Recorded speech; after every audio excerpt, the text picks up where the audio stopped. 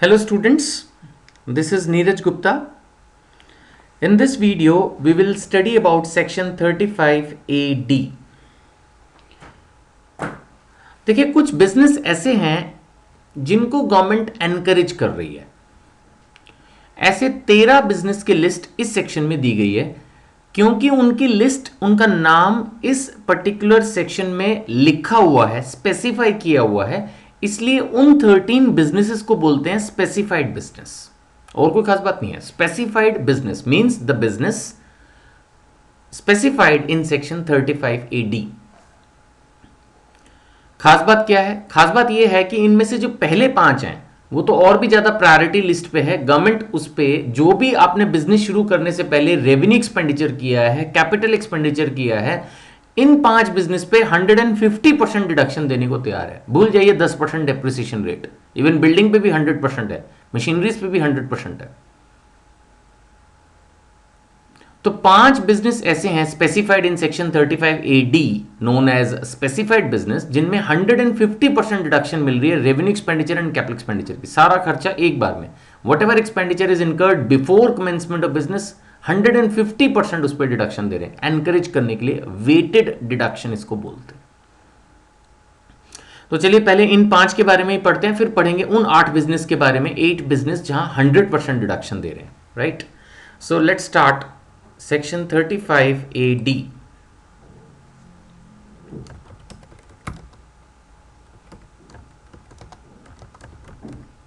Deduction for pre-commencement of business expenses, pre-commencement of business expenses, deduction for pre-commencement of business expenses in case of specified business. ठीक है, so 5 business are specified, 5 business are specified under section 35AD which are eligible for 150% deduction, which are eligible for 150% deduction in respect of capital expenditure and revenue expenditure. In respect of capital expenditure and revenue expenditure incurred prior to commencement of business, prior to commencement of business, यानी कि business शुरू होने से पहले जो revenue expenditure है या capital expenditure है, इवन जैसे उसमें मैंने कहा बिल्डिंग हो सकती है, प्लांट एंड मशीनरीज हो सकती हैं, कोई टेक्निकल नो हाउ, कोई ट्रेडमार्क, कॉपीराइट, पेटेंट राइट लिया, कुछ भी बिजनेस शुरू करने के लिए कुछ भी जो कुछ लिया गया हो, उसका 150% डिडक्शन जो है वो अलाउड होगी। The deduction will be allowed in the year of commencement of business. Deduction will be allowed in the financial year of commencement of business. जिस साल आपका बिजनेस शुरू हुआ उस साल ये अलाउड होगी। Deduction will be allowed in the financial year of commencement of business. तो 5 बिजनेस ऐसे हैं, जैसे मैंने कहा सेक्शन 35AD में, जिनको शुरू करने से पहले जो भी आपका खर्चा होगा वो प्रॉफिट एंड लॉस अकाउंट में डेबिट कर देंगे फर्स्ट ईयर में। वो बात अलग है, इससे लॉस हो जाएगा, क्योंकि अब एक आदमी ने माना करोड़ों रुपए लगा के बिजनेस शुरू किया, तो जरूर थोड़ी पहले साल में उतने प्रॉफिट्स हों। तो अभी मैं बताऊंगा लास्ट में इसके बारे में, दोबारा रिपीट हो जाएगा ये पॉइंट कि ऐसे सिचुएशन में लॉस होने के बहुत हाई चांसेस हैं। तो स्पेसिफाइड बिजनेस के लॉस को आप सेक्शन 35AD के स्पेसिफाइड बिजनेस से ही एडजस्ट कर सकते हैं, लेकिन कैरी फॉरवर्ड अनलिमिटेड अलाउड है। इसमें 8 साल की रिस्ट्रिक्शन नहीं दी है। अगर लॉस होता है नो प्रॉब्लम, हम उसको 8 ईयर्स तक कैरी फॉरवर्ड कर पाएंगे। ठीक है, चलिए अब हम पढ़ेंगे कौन कौन से ऐसे बिजनेस हैं जो कि इस लिस्ट में दिए गए हैं। तो सबसे पहला बिजनेस है cold chain facility. The first business being specified here is cold chain facility. ना कोल्ड चेन फैसिलिटी का क्या मतलब है? Chain of facilities for storage और ट्रांसपोर्टेशन ऑफ। अब मैं पढ़ देता हूँ, पूरा वहाँ पर लिखना तो मुश्किल हो जाएगा, एक आइडिया आपको इससे मिल जाएगा। इसमें हम क्या क्या कवर कर रहे हैं? Basically it's a cold chain facility for storage और ट्रांसपोर्टेशन ऑफ एग्रीकल्चरल प्रोडक्ट्स। ठीक है, तो मैं इसको लिख देता हूँ, नेक्स्ट पेज पे ले लेते हैं। द 5 specified business are मेरे को ब्रीफ में लिखना ना थोड़ा ज़रूरी हो जाता है जब मैं आपको लाइव टाइपिंग करता हूँ, क्योंकि मुझे लगता है कि जो पूरा डिटेल्ड वर्जन है वो तो ऑलरेडी बुक में है, स्लाइड्स में नज़र भी आ रहा है। अगर मैं करीब करीब पूरा ही सब कुछ लिख दूँ तो फिर वो जो एक ब्रीफ नोट्स लिखवाने वाली बात है वो नहीं हो पाती। तो डिटेल्ड वर्जन आप अपने आप कभी भी बुक की हेल्प से लिख सकते हैं, you are all professional students. But मैं एक ब्रीफ वर्जन देता हूँ कि हाँ, उससे आपको एक हिंट मिल जाए कि हाँ इतना हमें जरूर याद करना है। रीड आपको पूरी बुक करनी है, याद आपको मेरे नोट्स जो मैं लाइव टाइप करता हूँ वो करने हैं। ठीक है, तो सबसे पहले हमने क्या पढ़ा, cold chain facility for storage and transportation, दोनों चीजें कवर है। ट्रांसपोर्टेशन ऑफ एग्रीकल्चरल प्रोडक्ट्स, आजकल तो इसका ज़माना है कोल्ड चेन्स का। अब देखिए गर्मियों में भी सेब मिल रहा है ना, संतरे मिल रहे हैं। तो अभी क्या है कि कोल्ड चेन का तो ज़माना है, गवर्नमेंट इस बिज़नेस को एनकरेज कर रही है, साफ ही दिख रहा है 150% डिडक्शन दे रही है। बट ऐसा जिसमें और क्या क्या चीज़ें हैं, मतलब एक तरह से वैरायटी है। तो all agriculture and forest produce है ना, इसके अंदर आपका meat and meat products, non-veg को गवर्नमेंट एनकरेज कर रही है, खाना नहीं चाहिए वैसे। Poultry, then marine and dairy products, products of horticulture, horticulture हो गया जैसे कोई गार्डन से रिलेटेड कुछ छोटे प्लांट्स वगैरह, floriculture flowers, apiculture this is a name for bee keeping है ना, and processed food items under scientifically controlled conditions including refrigeration and other facilities necessary for preservation of such produce. तो कहने का मतलब है एग्रीकल्चर सेक्टर से जुड़ी हुई जितनी भी चीज़ें हैं उनकी अगर हम स्टोरेज एंड ट्रांसपोर्टेशन के बिजनेस में हैं तो उसको सेटअप करने में शुरू में अच्छा खासा खर्चा लगने वाला है। तो गवर्नमेंट ने सोचा कि इनको एनकरेज करने के लिए अगर हम 10% बिल्डिंग पे डेप्रिसिएशन, 10% 15% प्लांट एंड मशीनरी पे डेप्रिसिएशन लेके चलेंगे तो वो हर एक आदमी को ये लगता है अभी तो मेरा करोड़ों रुपये खर्च हो गया और हाथ के आदमी को टैक्स देना पड़ रहा है। तो एटलीस्ट इससे इनडायरेक्टली उनको टैक्स नहीं देना पड़ेगा, सारा उनका खर्चा डेबिट हो जाएगा। डेबिट होने से शुरू में बेशक वो प्रॉफिट कमा रहे हों उस पर्टिकुलर ईयर के रेवेन्यू एक्सपेंसेस के कनेक्शन में, बट फिर भी उनको इनकम टैक्स में लॉस अलाउ किया जाएगा। तो उससे शुरू के 1-2 साल उनके ऊपर टैक्स का बर्डन नहीं पड़ेगा। तो that is a support in a way we can say that it is being provided to the by the government. Then setting up and operating a warehousing facility for storage of agricultural produce. ऊपर भी agriculture and produce forest produce की बात थी, यहाँ पर simple where housing की बात हो रही है। ऊपर तो कोल्ड चेन की बात हो रही है, यहाँ पर सिंपल अगर वेयर हाउसिंग भी है। अब देखिए ना एग्रीकल्चर प्रोड्यूस में दालें वगैरह भी होती हैं, इस तरह की चीज़ें भी तो एग्रीकल्चर प्रोड्यूस है ना, जो हमारे ग्रेन्स हैं, फूड ग्रेन्स, तो उनके लिए तो सिंपल वेयर हाउसिंग मिल जाए और वो ठीक से, तो भी वो बहुत बड़ी चीज़ हो जाती है। तो उनके लिए वेयर हाउसिंग फैसिलिटी भी इसी लिस्ट के अंदर है, because food items are definitely essentials for any one's life. तो सेकेंड पॉइंट जो इसमें कवर्ड है that is warehousing facility, warehousing facility for agricultural produce, warehousing facility for agricultural produce. ठीक है, चलिए अब पढ़ेंगे तीसरा पॉइंट और इसमें क्या क्या कवर्ड है।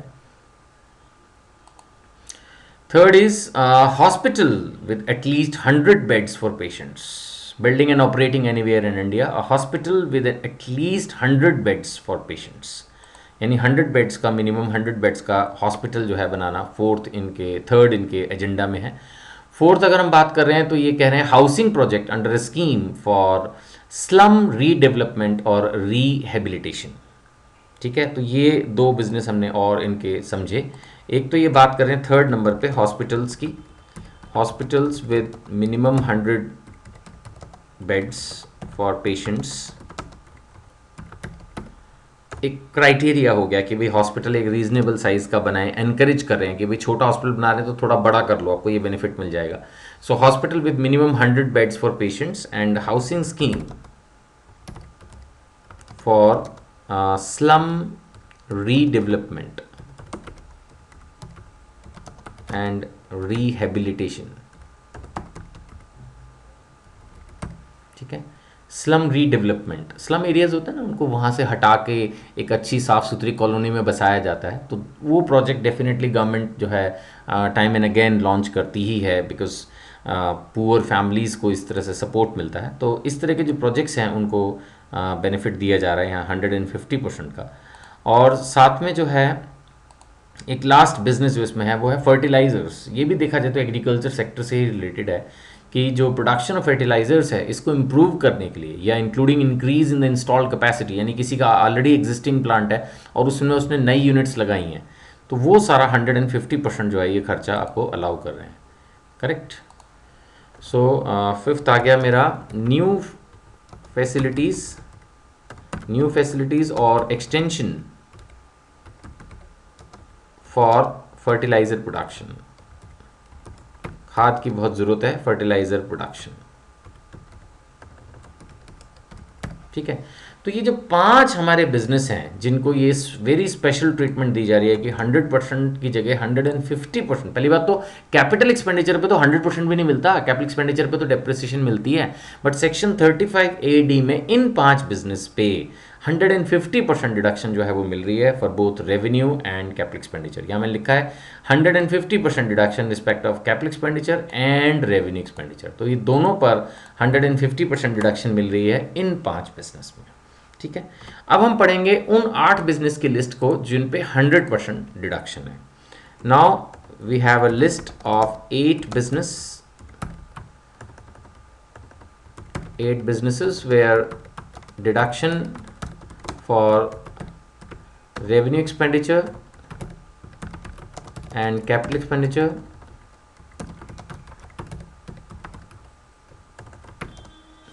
list of 8 businesses where deduction for revenue expenditure and capital expenditure incurred prior to commencement of business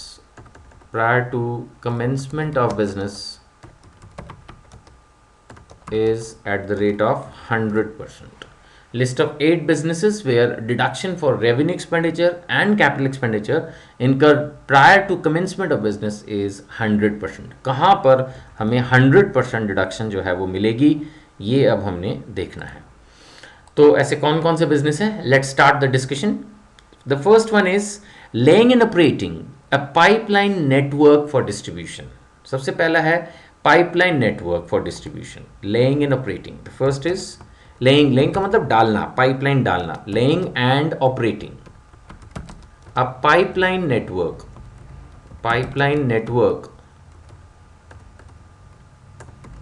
for distribution of natural gas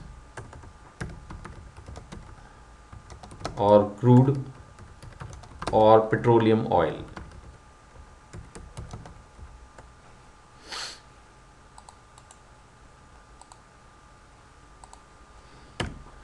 सबसे पहला बिजनेस देखिए, इंडिया को डेफिनेटली ऑयल की ज़रूरत है, गैस की ज़रूरत है, हर जगह ये अवेलेबल नहीं होती। तो इसका मतलब क्या हो गया कि एक जगह प्रोडक्शन होगी और बाकी की जगह डिस्ट्रीब्यूशन होगा, और ये सब चीज़ें जाती हैं पाइप से, राइट। टैंकर्स के थ्रू तो आप समझ ही सकते हैं कि कितना भेज देंगे। तो कहीं ना कहीं पाइपलाइन का जो ये बिज़नेस है इसको भी गवर्नमेंट एनकरेज करना चाहती है। और आप मेरे ख्याल से इमेजिन ही कर सकते हैं कि अगर इस तरह का कोई हमें पाइपलाइन डालनी है तो कितना कॉस्टली प्रोसेस है, huge expenditure will be involve. उसके बाद तो ठीक है, एक बार पाइपलाइन डल गई तो उसके बाद फिर वो ऑयल या बाकी की चीज़ें उसमें चलती जा रही हैं, बट एक बार शुरू में ये पाइपलाइन नेटवर्क बिछाना, and it's a cross country, पूरे इंडिया के लिए है ये। तो पूरा क्रॉस कंट्रीज के अंदर हम डिस्ट्रीब्यूशन नेटवर्क बना रहे हैं गैस और ऑयल के लिए, तो it's a huge expenditure involving business. तो जो भी कंपनी इस पे खर्चा करेगी उसको 100% एक बार तो revenue expenditure and capital expenditure पे डिडक्शन जो है ये देने के लिए तैयार हो गए हैं। ठीक है जी, चलिए और बिजनेस कौन कौन से हैं। दूसरा, hotel of 2 star and above category. Tourism country का इंप्रूव करना है, फॉरेन एक्सचेंज अर्न करनी है, और इससे ओवरऑल कंट्री की जो पॉपुलेशन है वो भी एंगेज होती है, तो जॉब्स में भी इसमें इंप्रूवमेंट मिलती है ओवरऑल। तो उस एंगल से होटल्स को भी जो है प्रमोट किया जा रहा है of 2 star and above categories. इसके अलावा हाउसिंग स्कीम्स फिर से आ रहा है, and this time it's for affordable housing, a scheme for affordable housing. पिछली बार तो जो हम पढ़ रहे थे 150% में वो स्लम रीडेवलपमेंट था, but this is a general scheme for affordable housing. तो 2 बिजनेस हमने और पढ़े। ठीक है, एक हमने इसमें पढ़ा second point, hotel of 2 star and above. आप जानते हैं कि जो होटल्स होते हैं अच्छे बड़े होटल्स, वो 5 स्टार होटल, 7 स्टार होटल्स इस तरह से होते हैं। कहने का मतलब है जितनी फैसिलिटीज़ होती हैं होटल्स में उसी के हिसाब से उनको स्टार रैंकिंग्स मिलती हैं। तो मिनिमम 2 स्टार, ये नहीं हो कि एक सिंपल कमरा खोल दिया उसको बोल दिया जी ये तो होटल हो गया। एक प्रॉपर एक systematic arrangement of the property you can say, ताकि कोई भी अगर गेस्ट वहाँ आ रहा है इंडियन या फॉरेन तो उसको एक प्रॉपर ट्रीटमेंट मिल पाए, वो पूरी फैसिलिटीज़ वो पूरे सिस्टम्स वहाँ होने चाहिए. So hotel of 2 star and above is included in this category. And third is housing scheme for affordable housing, for construction of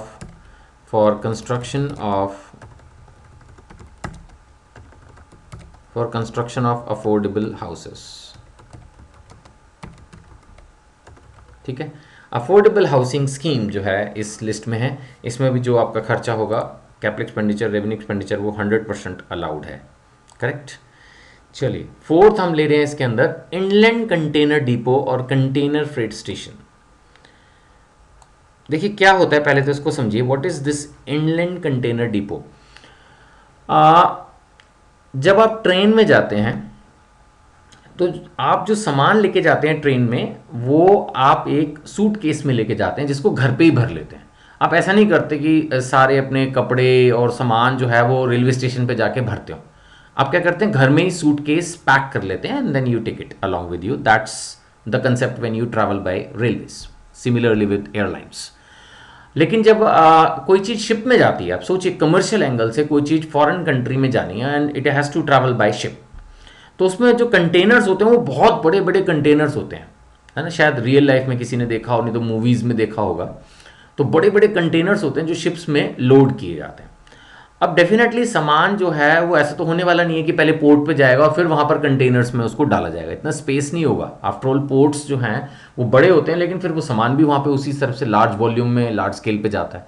तो इसलिए क्या कोशिश की जाती है हमेशा कि जो कंटेनर है उसको इनलैंड डिपो पर ही, कहीं और मतलब पोर्ट से दूर, इनलैंड इन द सेंस कि ज़मीन पर ही कहीं बिना पानी के नज़दीक जो है वो, वहाँ तो पोर्ट होता है, कहीं पर इसको कंटेनर्स को जो है वो लोड कर लिया जाए और उसको वहीं पर पैक और सील कर दिया जाए, और उसके बाद उसको सीधा पैक्ड कंडीशन में ही पोर्ट पे लाया जाए और सीधा उठाकर जो है मिनिमम स्टोरेज के साथ शिप पर लोड कर दिया जाए. That is the concept.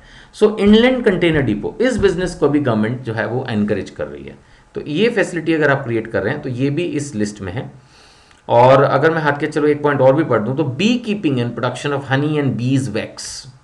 ठीक है, गवर्नमेंट जो है वो bee keeping and production of honey and bees wax इसको भी प्रमोट कर रही है. So let's start with this. इनके भी नाम आपको याद रखने हैं. तो एक तो हो गया, फोर्थ हो गया हमारा the business of inland container depot, and what was the exact term for the second one? It was container freight station. तो वही हुआ कि कंटेनर का फ्रेट वहीं की वहीं हाथ के हाथ कलेक्ट कर लिया जाए, तो इट्स कंटेनर फ्रेट स्टेशन. ठीक है. And the fifth one is the business relating to bee keeping and making honey और बीज वैक्स. ठीक है, ये सारे बिजनेस जो है इसके अंदर कवर कर दिए इन्होंने. And the next is warehousing facility for storage of sugar. Correct. Next is the warehousing facility for storage of sugar. पिछले पॉइंट जो हमने पढ़ा था वो एग्रीकल्चर प्रोड्यूस की बात कर रहा था. शुगर को आप एग्रीकल्चर प्रोड्यूस नहीं कह सकते, शुगर केन को कह सकते हैं. गन्ना है, चीनी नहीं. चीनी के लिए इसलिए फिर अलग से पॉइंट दिया है. Right. So warehousing facility for sugar. Correct.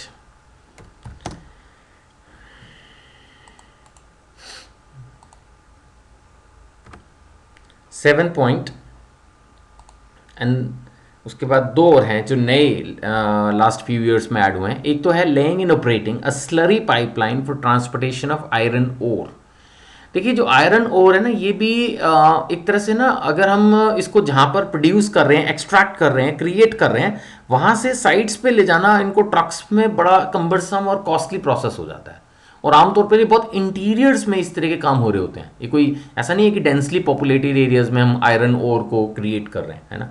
तो इसका मतलब we need again a pipeline and that will be more economical. Once it will be more costly to create the pipelines, and but once the pipeline is created, then it will be easy for us, it will be more economical to deal with the item. सो iron ore के लिए भी, transportation के लिए अब government encourage करिए कि slurry मतलब होता है घोल, तो स्लरी पाइपलाइन यानी एक पाइपलाइन जिसमें वो आयरन ओर का घोल जो है वो ट्रैवल करेगा, वो बिजनेस जो है गवर्नमेंट प्रमोट कर रही है as a 7.7 business. So basically it's again laying and operating, laying or operating a pipeline for iron ore, right? And eighth is ये जो मोबाइल्स में चिप्स लगती हैं, DTH में, मोबाइल्स में, है ना, इस तरह की जितनी भी आइटम्स हैं इसमें जो चिप लगती है ना, semi conductor wafer fabrication unit का है इन्होंने इसको, इसके बारे में मैं एक्सप्लेनेशन पहले आपको पढ़ाऊंगा. Semiconductor fabrication is the process used to create the integrated circuits. आपने मोबाइल देखे होंगे, उसमें बड़े कॉम्प्लेक्स से सर्किट्स होते हैं, है ना, सेट टॉप बॉक्सेस में, कंप्यूटर्स में, मोबाइल्स में. तो इसको बनाना आसान नहीं है, इंडिया में अभी भी इसकी बहुत कम यूनिट्स हैं, ज़्यादातर ये चीज़ें अभी भी इंपोर्ट हो रही हैं. एंड आप जानते हैं कि Modi is trying to promote make in India. So definitely इस चीज़ को भी प्रमोट किया जा रहा है कि जो सेटअप बॉक्सेस हैं, ये जो मोबाइल की चिप्स हैं, ये जो कंप्यूटर के अंदर हैं, ये सारी चीज़ें इंडिया में बने, कोशिश की जा रही है. तो इस तरह की कोशिश कोई कंपनी अगर कर रही है, राइट, तो उस पर भी 100% जो है डिडक्शन मिलने के लिए ये लोग देने के तैयार हैं. तो इसका मैं technical name as it is copy कर लेता हूँ ताकि मुझे गलती ना हो, आपको भी आई एम सॉरी, रटना कह लो, समझना, मैंने आपको समझा तो दिया ही, इसको आपको थोड़ा सा याद भी करना पड़ेगा ताकि एकदम एग्जैक्ट टर्म आए. तो when you are setting up and operating a semiconductor wafer fabrication manufacturing unit, ठीक है, तब आपको जो है ये डिडक्शन उसके लिए देने को तैयार है. तो when you are setting up, ये मैंने उठाया, ये तो कुछ का कुछ हो गया.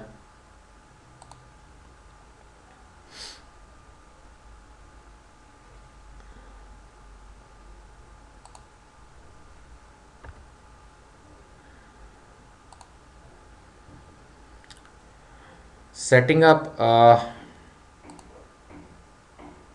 semiconductor wafer fabrication manufacturing unit, setting up a semiconductor wafer fabrication manufacturing unit.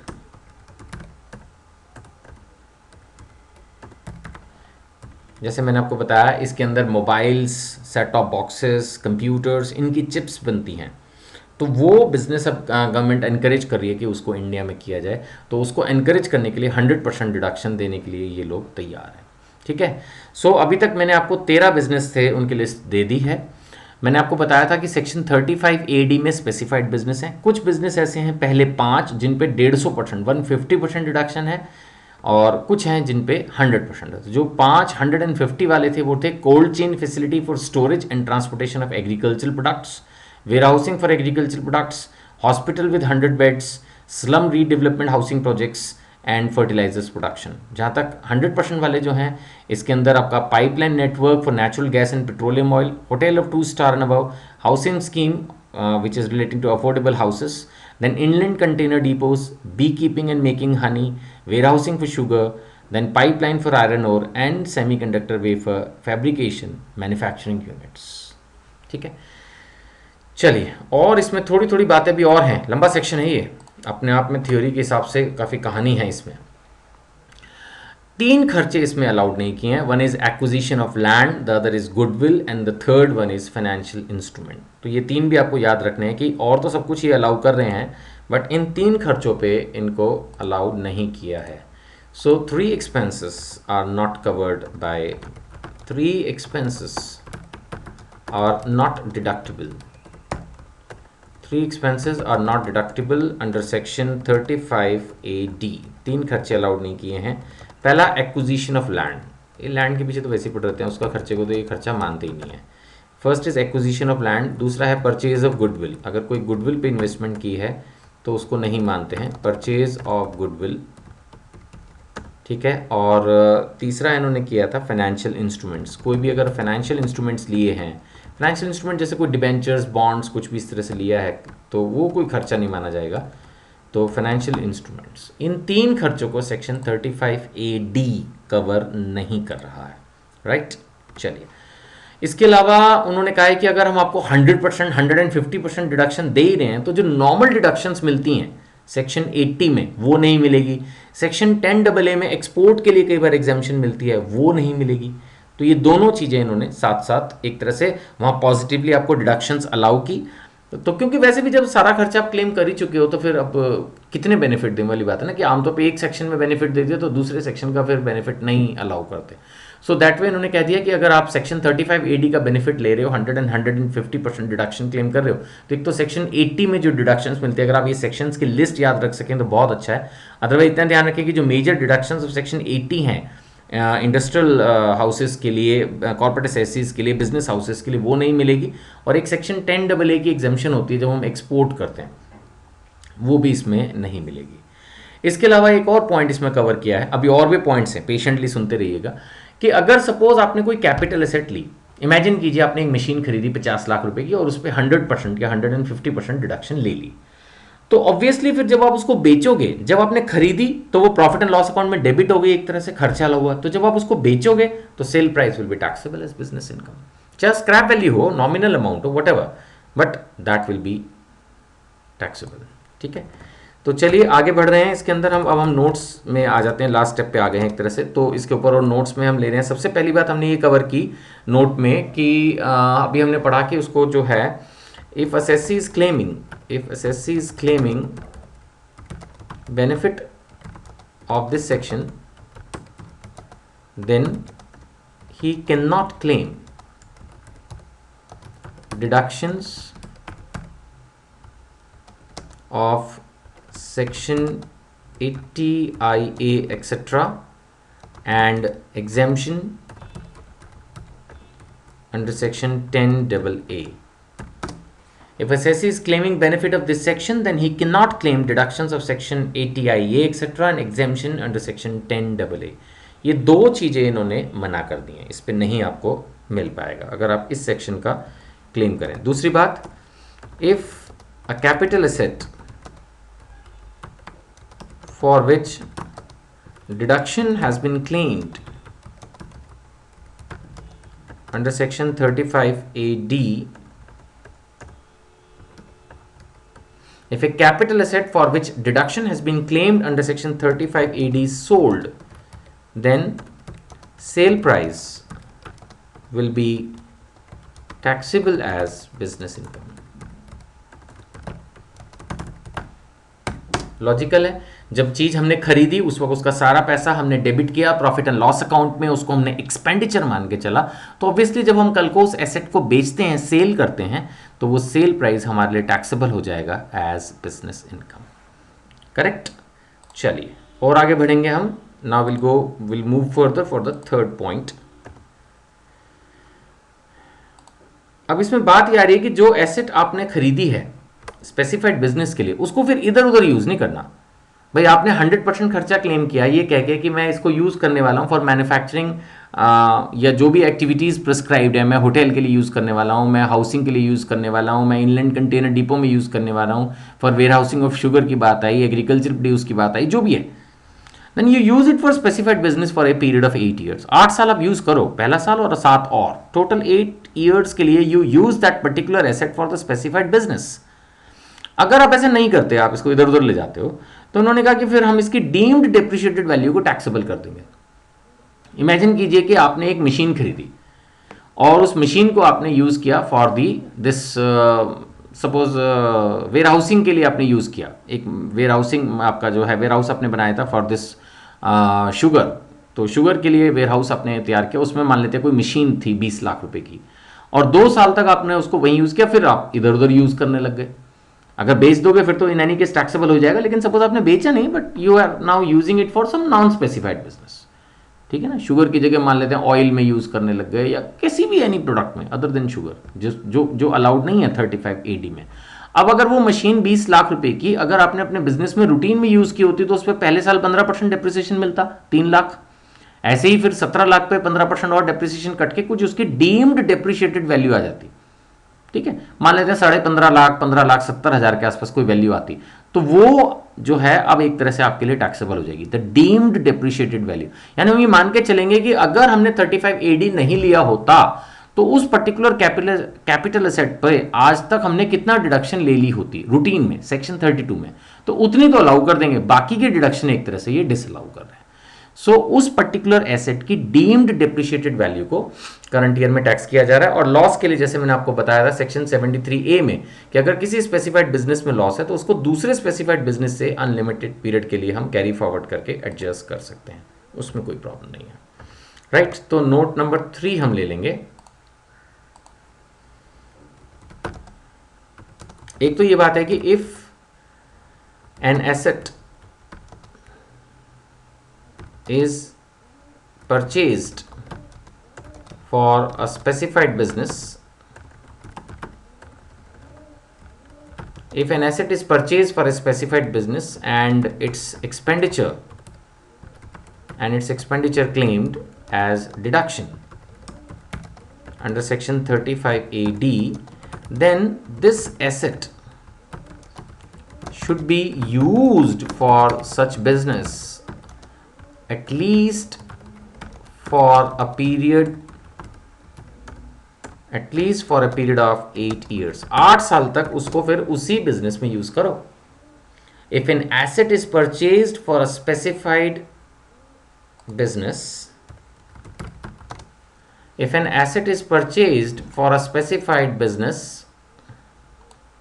ठीक है, if an asset is purchased for a specified business and its expenditure claimed as deduction under section 35AD, then this asset should be used for such business, for a specified business, at least for a period of 8 years। ठीक है, if it is transferred to some other business, if it is transferred to some other non-specified business, if it is transferred to some other non-specified business during 8 years, then deemed depreciated value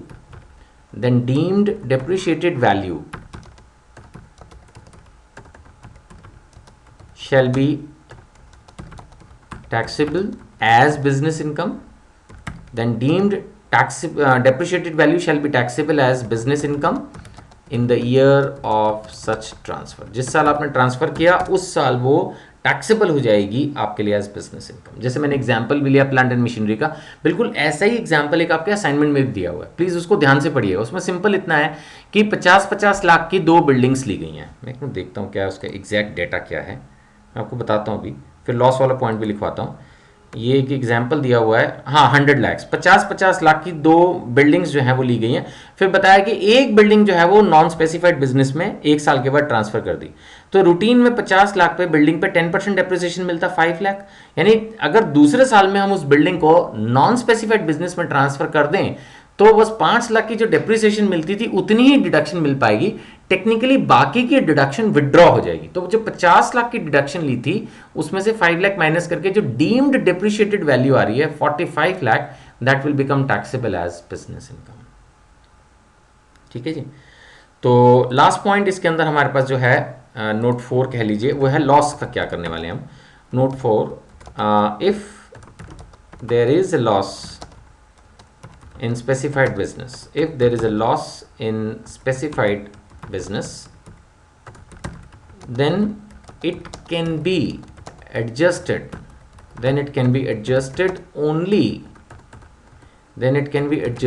only against income from a specified business। कहने का मतलब है अगर एक specified business में loss है, तो उसको सिर्फ स्पेसिफाइड बिजनेस की इनकम से ही एडजस्ट कर सकते हैं। If there is a loss in a specified business then it can be adjusted only against income from a specified business, correct. But it can be carried forward for unlimited number of years. Forward के लिए 8 साल की कोई restriction नहीं है। ये तो restriction है कि स्पेसिफाइड बिजनेस के लॉस को स्पेसिफाइड इनकम से ही एडजस्ट कर सकते हैं, बट लिमिट ईयर वाइज नहीं दिया है। जैसे कि रूटीन में किसी बिजनेस लॉस को 8 साल के लिए ही कैरी फॉरवर्ड कर सकते हैं, ऐसी रिस्ट्रिक्शन यहां नहीं है। ठीक है, सो सेक्शन बहुत अच्छा है, ध्यान से पढ़ने वाला है, समझने वाला है। मैंने अपनी तरफ से बहुत प्यार से इसको समझाया और आपको लिखवा भी दिया है। कुछ टेक्निकल टर्म्स हैं जिनको एज इट इज़ याद करने की कोशिश कीजिएगा, और कंप्लीट जो स्टूडेंट सिलेबस को करना चाहते हैं उनको सारे ही सेक्शंस पढ़ने पड़ते हैं, हिम्मत बंधाए रखनी पड़ती है, ये सबसे इंपॉर्टेंट बात है, राइट। तो पढ़ते रहिए, और कोई दिक्कत है तो आप ज़रूर मुझे कांटेक्ट कर सकते हैं। Thank you.